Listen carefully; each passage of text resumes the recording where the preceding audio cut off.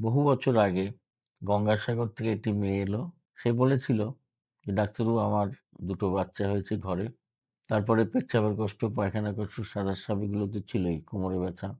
তার সঙ্গে হঠাৎ করে দেখলাম যে আমার মাসিক অনিয়মিত হচ্ছে। সময় হয় না, অনেকদিন পর, পর হয়। হঠাৎ করে ব্লিডিং শুরু হয় এবং প্রচণ্ড ব্লিডিং হয়, তখন যথেষ্ট পেটে ব্যথা হয়।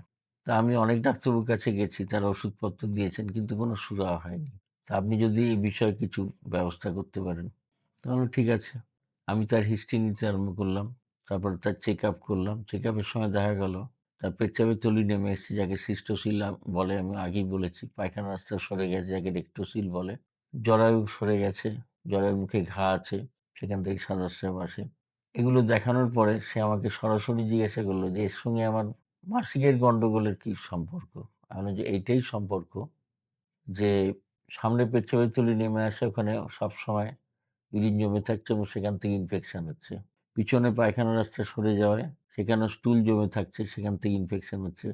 প্লাস জরায়ুর মুখে যে ক্ষত তৈরি হয়েছে, সেই ক্ষত থেকে যে সিক্রিশন আসে সেটাও শরীরের পক্ষে বিষাক্তকর। এবং এই ৩ বিষাক্ত ব্যাপার মিলিয়ে পেলভিক ক্যাভিটির ভিতরে একটা অদ্ভুত অবস্থা তৈরি করে। সেই অদ্ভুত অবস্থাটা বলে পিআইডি বা পেলভিক ইনফ্লামেটরি ডিজিজ।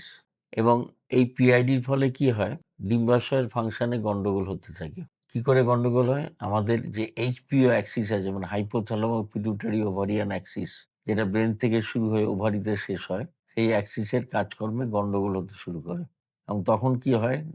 ডিম বেরোনোর যে স্বাভাবিক প্রক্রিয়া, সেটা কিন্তু বন্ধ হয়ে যায়। দীর্ঘদিন ডিম বেরোয় না এবং ডিম না বেরোনোর জন্য শরীরে ইস্ট্রোজেন হরমোনের আধিক্য হয়।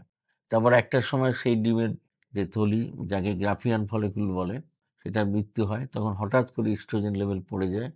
পড়ে গিয়ে তুমুল ব্লিডিং শুরু হয়। এই অবস্থা একদিনে হয় না। ধীরে, ধীরে এইচপিও অ্যাক্সিসের ডিসফাংশন বা গন্ডগোল বাড়তে, বাড়তে একসময় এই জিনিস হয়। সমাধান জানতে আমার ইউটিউব চ্যানেলকে সাবস্ক্রাইব করুন।